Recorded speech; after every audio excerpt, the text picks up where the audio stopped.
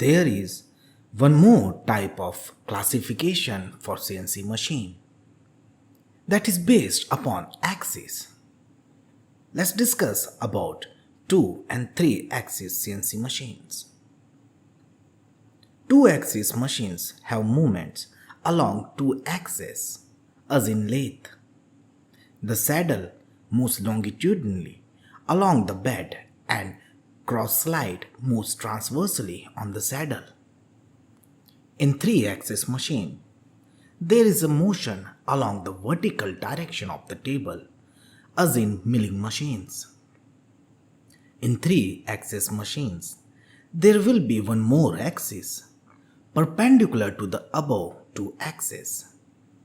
By the simultaneous control of all the 3 axes, complex surfaces can be machined. A milling CNC is the best example of the same.